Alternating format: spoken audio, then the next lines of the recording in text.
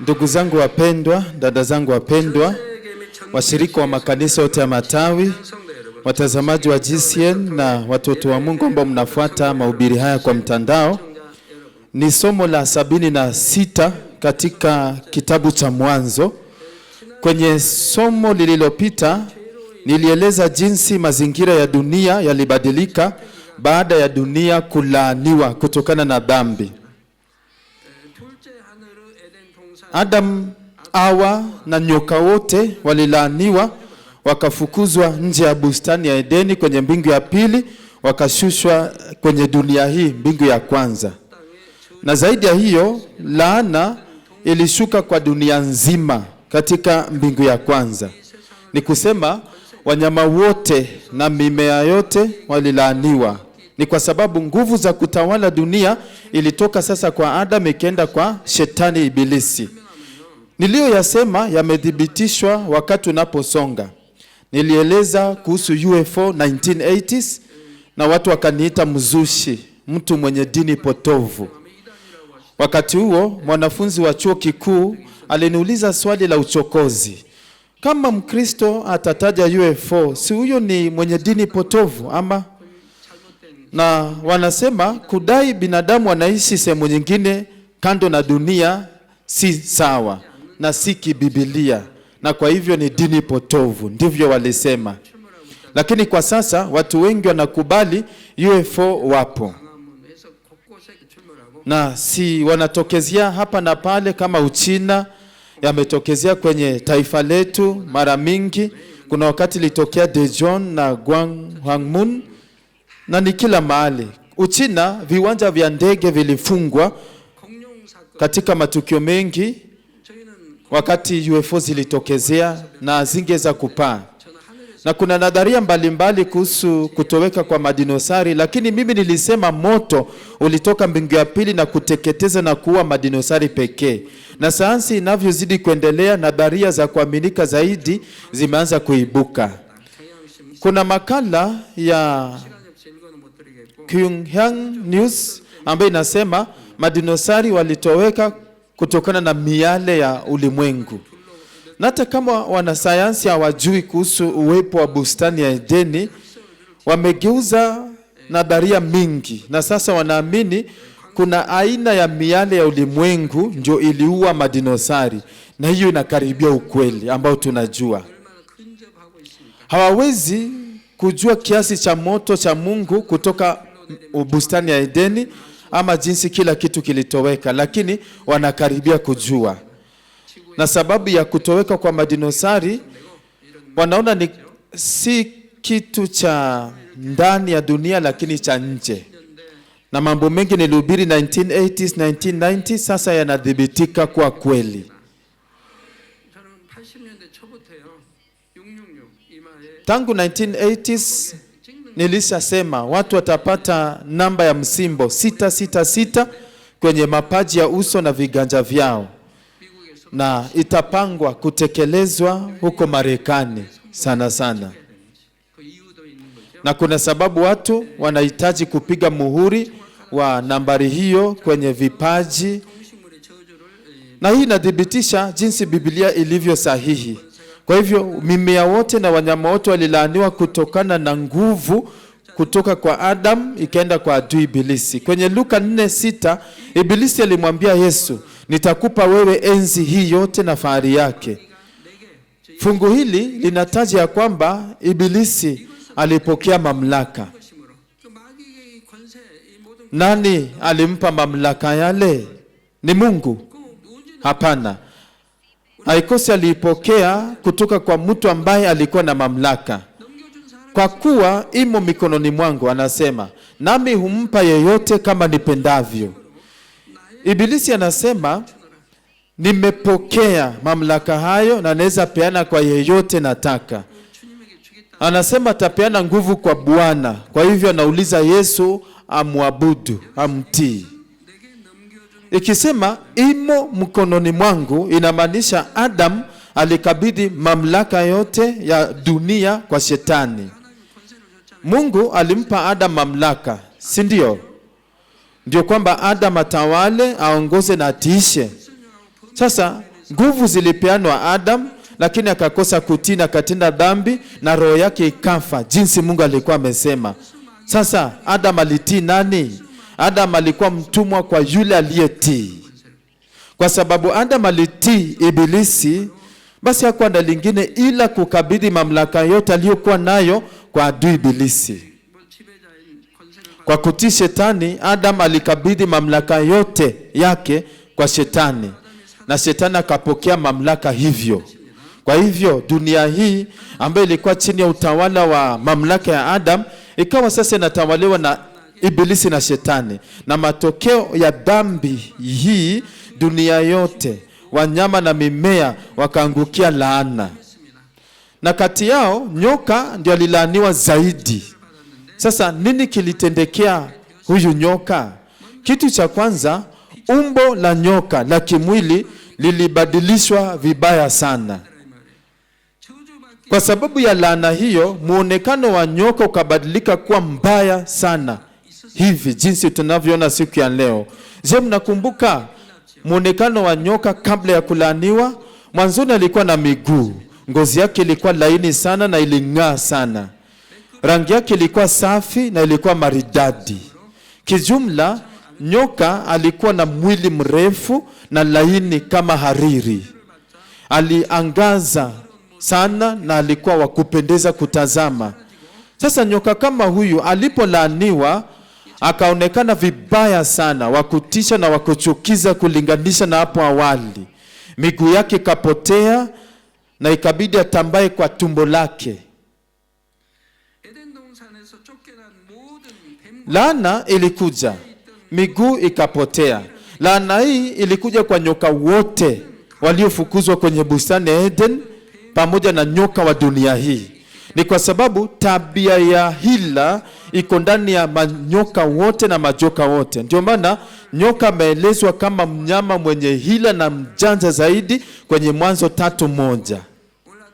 Na ndio maana nyoka aliweza kushawishi Hawa na akamdanganya. Na hata wa leo watu wanatumia mbinu kama hizi za hila kudanganyana. Kwa hivyo Mungu aliacha nyoka wote watambae kwa tumbo zao, ndio ionyeshe nyoka ndio kiumbe wa chini sana kati ya wanyama wote. Hawakuumbwa hivyo kiasili, lakini miguu yao ilipotea, wakawa wabaya sana kwa muonekano. Na kisha Mungu akamwambia nyoka kwenye Mwanzo 3:14, na mavumbi utakula siku zote za maisha yako. Ushaiona nyoka akila mavumbi? Kweli? Sidhani kama ushawaiona. Ni kwa sababu nyoka hawali mavumbi. Wanakula panya, chura, ndege na hata wadudu. Na nyoka wakubwa wanakula hata sungura. Sasa kwa nini Mungu akaamrisha nyoka ale mavumbi? Amri hii ya Mungu imebeba maana ya kiroho.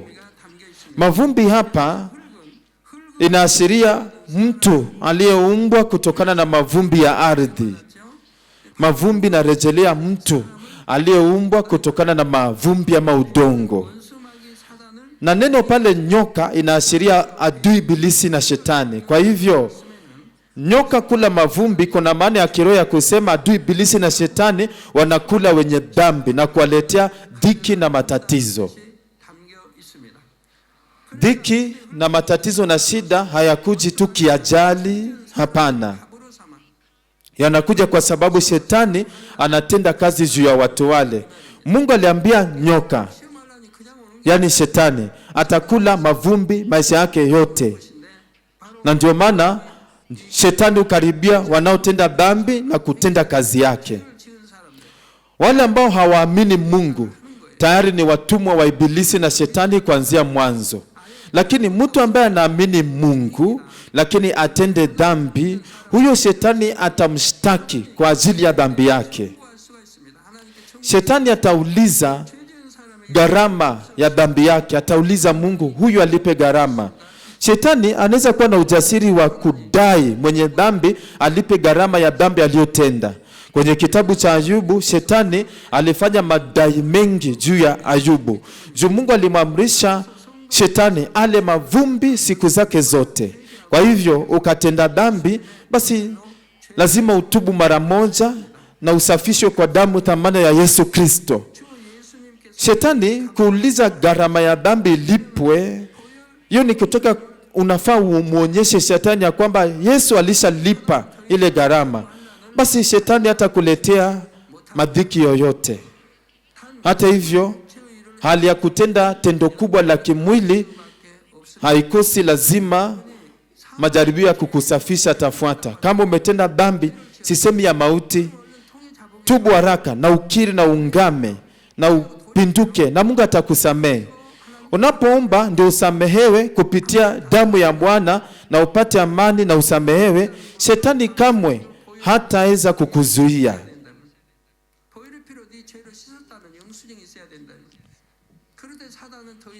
Kama dhambi si dhambi ya mauti, utaweza kusamehewa mara 490, 70 mara 7. Kama Mungu angeonyeshana huruma kama hii, hakuna yeyote ambaye angeza kuokolewa. Hata hivyo, dhambi ya mauti na kazi za mwili hazina msamaha. Ukatenda dhambi kama zile, hauwezi tubu kwa sababu ni za mauti. Ukatenda dhambi kama hizo, majanga mengi yatakufuata. Waumini wengine wanasema, nimeishi maisha mazuri ya imani, lakini kwa nini nimepata ugonjwa kama huu? Wanawazia hivyo. Hebu ifikirie vizuri, utapata kuna athari kutoka kwa familia. Juu kuna kamba ya kiroho imetengenezwa, wawili wale mume na mke wanakuwa kitu kimoja. Ndio maana mzazi akitenda dhambi, mateso yanaenda kwa watoto. Watoto wakitenda dhambi, mateso yanaenda kwa wazazi. Mtoto akatenda dhambi ya mauti, adhabu ya hiyo dhambi itaenda kwa wazazi. Pengine itaenda kwa mama sana sana. Mzazi akatenda dhambi kama hiyo pia ya mauti, itaenda kwa mtoto. Inaenda kwa yule ambaye anapenda. Ndio maana Biblia inatuambia tuache kabisa tamaa za mwili. Upendo unafaa kuwa wa kiroho, si wa kimwili. Hata ndani ya familia, mkafuata upendo huu wa kiroho na mtupilie mbali tamaa za kimwili ndani ya familia yenu, basi hautaathiriwa na kamba za kiroho za familia. Hata hivyo, kwa sababu waumini wengi hawafanyi hivyo, ndio maana dhambi za mume wako zinaweza kuja zikurundikie wewe mke, ama kwa mtoto, ama itoke kwa mtoto na mke ende kwa mzee. Ya kushangaza zaidi ni wakati baba anatenda dhambi, adhabu ya hiyo dhambi inaenda kwa mtoto ambaye anapenda sana. Adhabu inaenda kwa mtoto ambaye baba anapenda sana. Adhabu ya dhambi ya baba. Mungu ni upendo, na wakati mtu anatenda dhambi, Mungu anajaribu vyovyote amsaidia geuke, achane na dhambi, amuokoe kwa kupeleka adhabu kwa yule ambaye anapenda zaidi, ndio aamuke na atubu, asamehewe.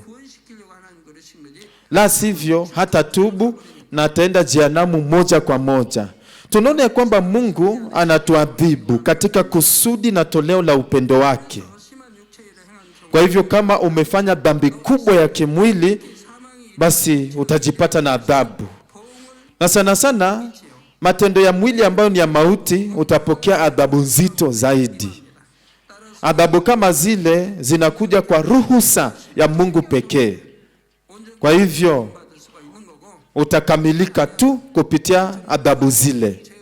Kama utatubu na ugeuke, utafanyika mkamilifu na utaokolewa. Lakini usipogeuka, utaanguka kwa undani zaidi katika bwawa la dhambi, na kisha ni mauti ndio itakufuata.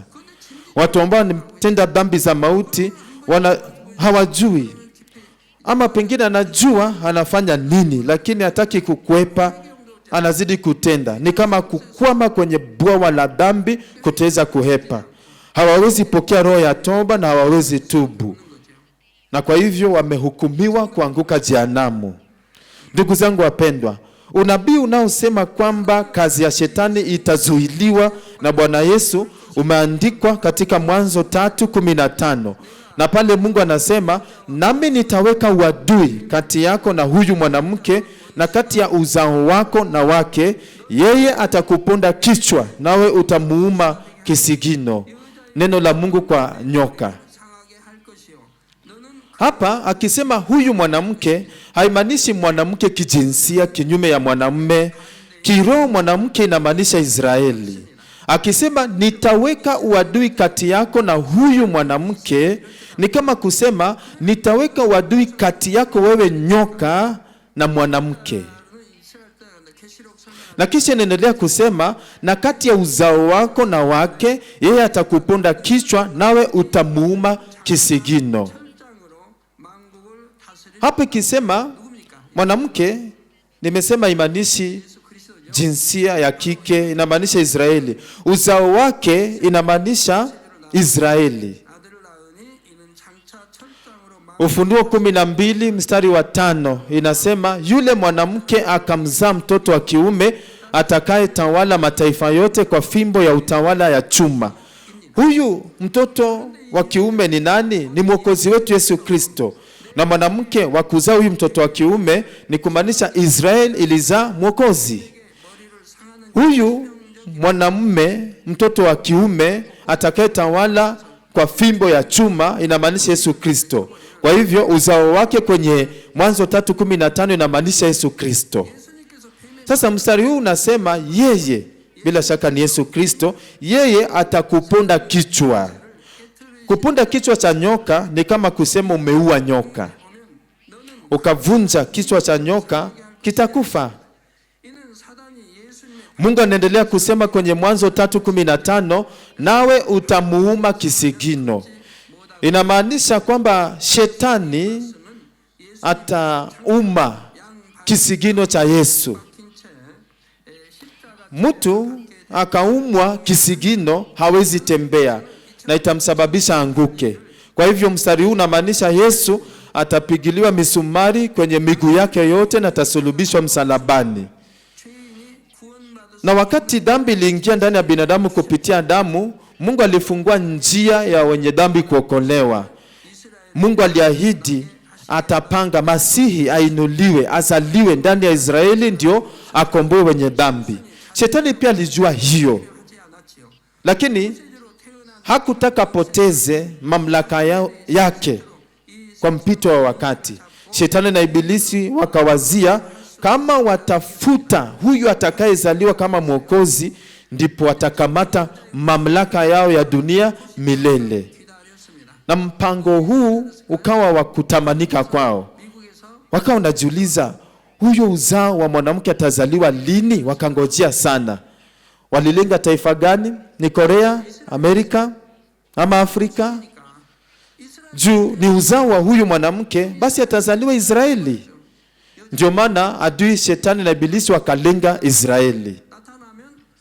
Ndio maana wakawa wanawazia jinsi ya kuwa Mwokozi punde tu atakapozaliwa. Ndio maana wakati mtu wa Mungu alipotokezea kila wakati, shetani na Ibilisi walichochea watu waovu watese huyo mtu wa Mungu na wamsukume hadi kifoni. Hatimaye yapata miaka 2000 iliyopita Yesu alizaliwa Israeli. Kwa hivyo adui Ibilisi na shetani wakachochea mfalme Herode aliyekuwa anatawala nchi wakati huo ili auwe mtoto Yesu. Na tena hata baada ya Yesu kuanza huduma yake hadharani, adui Ibilisi na shetani walijaribu kudhuru Yesu mara mingi kwa kushawishi watu waovu. Kwa hivyo wakati mtoto Yesu alikuwa hatarini, Mungu alituma malaika mapema ndio wazazi wakimbie waende Misri. Hata baada ya mfalme Herode kufa na kurudi, walijaribu kuwa Yesu kupitia watu waovu mara kadhaa. Hata kwenye Agano la Kale, manabii, watumishi walipotenda miujiza, hakika walikuwa wanauawa na watu waovu. Ni vile vile na leo. Shetani akipata mtumishi wa Mungu anayetenda mamlaka ya Mungu, wanajaribu kumuua. Wanajaribu kuwa watumishi wa Mungu ambao wanatenda miujiza na maajabu kwa kuwashtaki ya kwamba ni wa dini potovu. Adui Ibilisi na shetani wanajaribu kudhuru Yesu kwa namna mingi kwa kushawishi watu waovu. Na kila wakati ilipotokezea, Mungu alilinda Yesu na hakuna mtu alidhuru Yesu hata. Lakini wakati ulipofika, Yesu alikamatwa katika kusudi la Mungu, akasulubishwa msalabani na akamwaga damu yake na kisha akafa msalabani. Adui Ibilisi na Shetani wakadhania wamepata ushindi, wakadhania wataendelea kufurahia nguvu za kidunia kwa sababu waliharibu uzao wa mwanamke atakayeponda kichwa cha nyoka. Lakini kwao, kwa kufanya hivyo, ilikuwa ni makosa kubwa, hesabu mbaya walipiga. Tazama, ni wangapi hufanya mipango mibaya na manjama, kisha baadaye ndio wanagundua walijidanganya na walipiga hesabu vibaya. Tunapotembea katika njia ya haki, ndipo Mungu atatulinda na mambo yote yataenda vizuri, yatafanikiwa. Lakini tusipofanya hivyo, mambo yataendelea kulingana na mipango ya binadamu? Hapana. Badala yake ni dhiki na matatizo yatatungoja. Kwa kudhuru Yesu ambaye hakuwa na hatia, walikuwa wamejiwekea majeraha wenyewe adui. Ni kumaanisha nini? Sehemu ya kwanza ya Warumi 6:23 inafunua sheria moja ya kiroho ya muhimu sana, ambayo inasema na mshahara wa dhambi ni mauti. Hiyo ni kusema ya kwamba adhabu ya mauti itatumika tu kwa wenye dhambi peke yake. Ni kwa wenye dhambi pekee. Adhabu ya mauti inatumika kwa wenye dhambi pekee, kama Adam na Hawa waliokosa kutii Mungu na wakawa wenye dhambi, na hivyo wakapatana na kifo. Kirahisi ni kusema mtu asiye na hatia hafai kuuawa. Basi ni kusema kama hautafanya dhambi ya mauti, adui Ibilisi hawezi kukuua.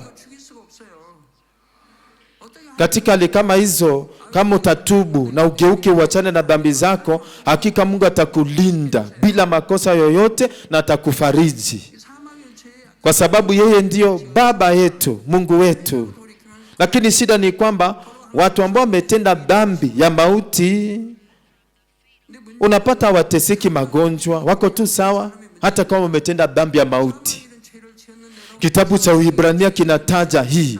Inasema kama mtu atatenda dhambi ya mauti bila mateso na bila adhabu yoyote, huyo ni mtoto haramu. Atakuwaje mtoto haramu? Kwa nini awe mtoto haramu na alishapokea Yesu Bwana kama mwokozi wake? Hebu tazama, mtoto kama hasikilizi wazazi, anabeba wazazi vibaya, anakosa kuwatii, anawadanganya, anaenda kinyume na kile ambacho mzazi anataka, mzazi atafanya nini mwisho?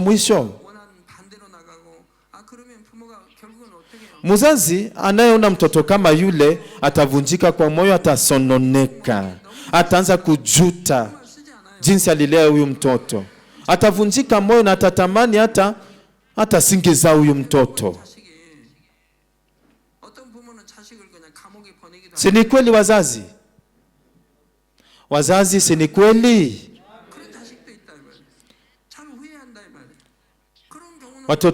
Wazazi wengine hata upeleka watoto kwa jela juu wamechoka nao. Juu pale sasa itavunja uhusiano kati ya mzazi na watoto, na yule mtoto atakuwa mtoto haramu.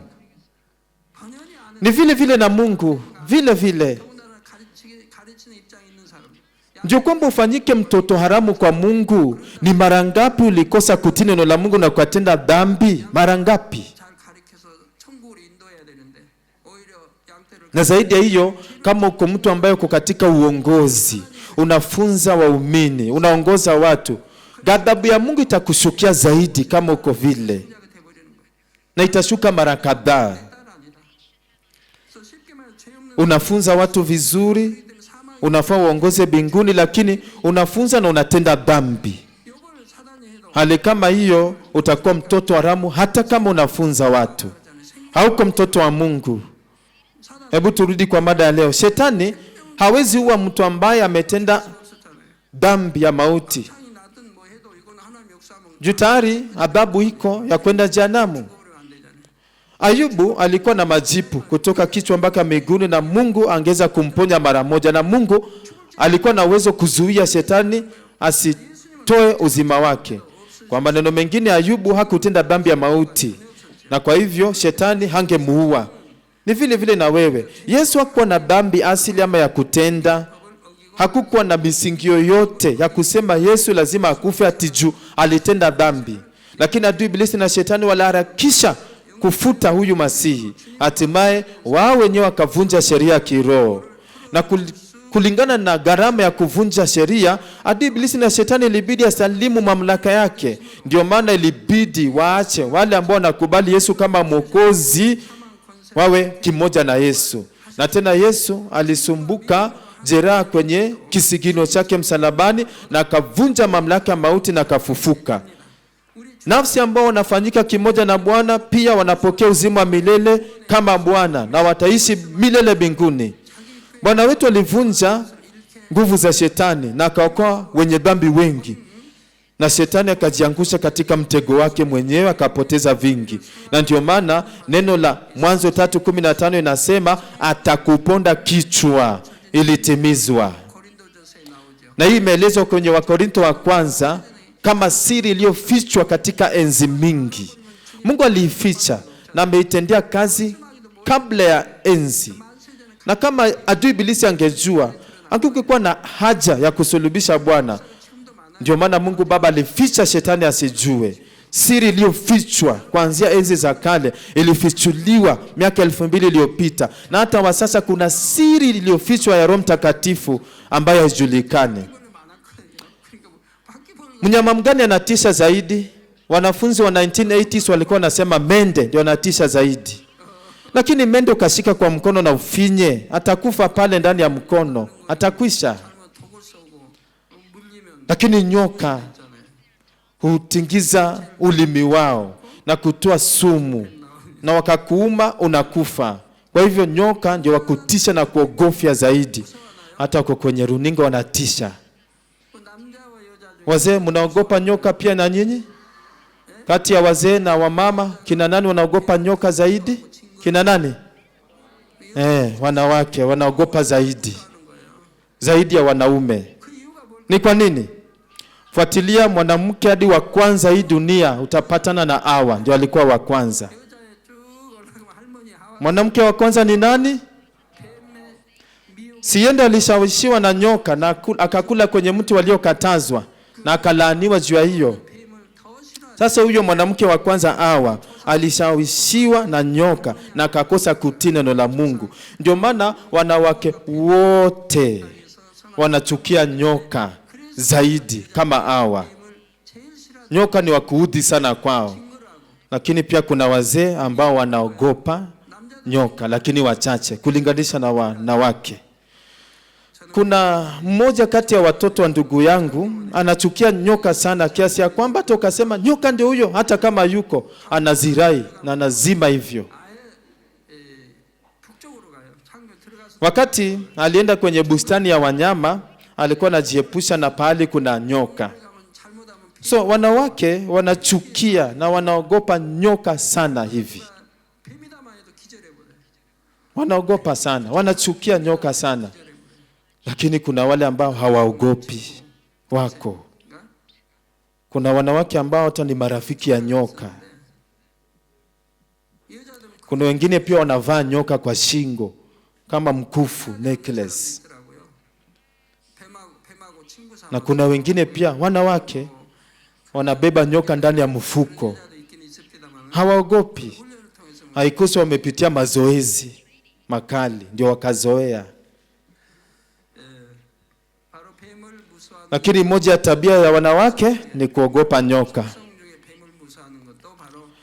Ni kwa sababu Hawa alidanganywa na nyoka na hiyo ikampeleka kwenye njia ya mauti. Ndio maana wanawake wanachukia na kuogopa nyoka sana. So unapoelewa Biblia na kuitafsiri hivi vile na waelezea, ndivyo utaelewa Biblia iko sahihi, haina makosa hata kidogo. Hata na mimi hapa nachukia nyoka sana. Nachukia sana. Nyoka ndio wakutisha zaidi kati ya wanyama wote kwangu. Na wanachukiza sana. Wakati nilikuwa mdogo, nilikuwa naogopa nyoka. Lakini wakati nilifika kusoma Biblia ndio nikatambua, ndio maana nachukia nyoka hivyo vyote.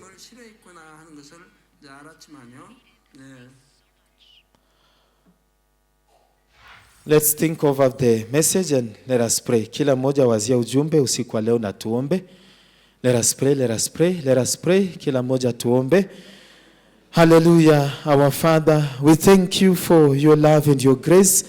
Let this message we have heard tonight become life and faith in us, O Lord. Help us with the power to keep your word and to obey your commands.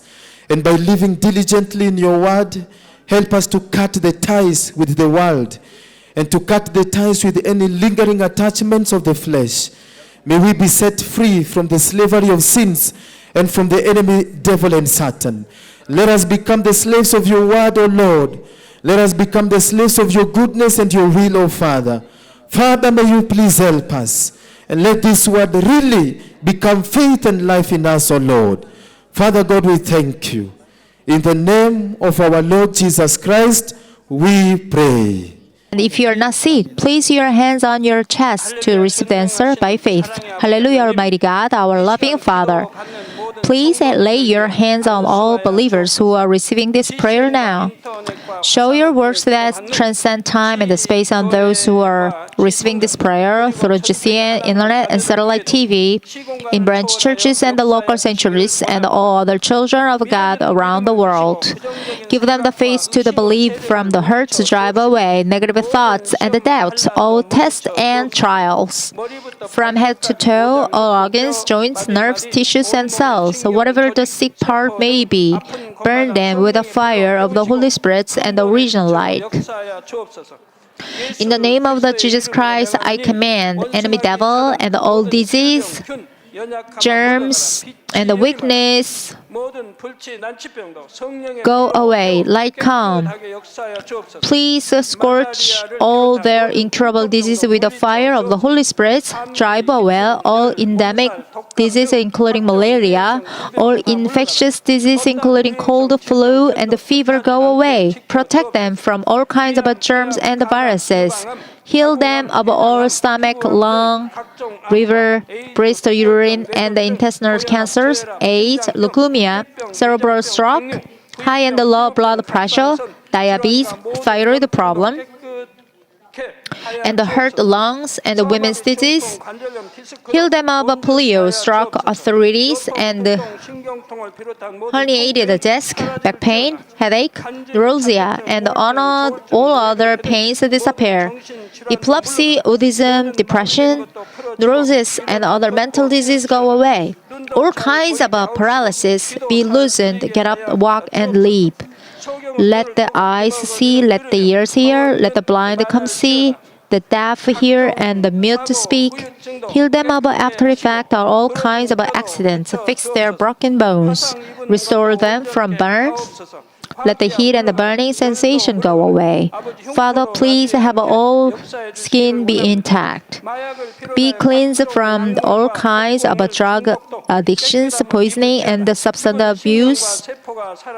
The dead nerves, tissues, and the cells be regenerated. Bring the dead back to the life. Give them the blessing of the conception. In the name of the Jesus Christ, I command enemy devil and Satan and the ruler of the power of the air, the evil forces of the heavenly places, and their servants go away. Go away, evil, unclean force and the deceitful spirit. Something alienating and all forces of darkness, loosen the bond of the weakness. Darkness go away, light come. Father God, give them strength to cry out in the prayer and the power to cast off sins and become sanctified. As their souls prosper, let all things go well with them, and let their families be evangelized. Protect them from all kinds of accidents and disasters throughout this week, and bless them to lead a prosperous life without any problems.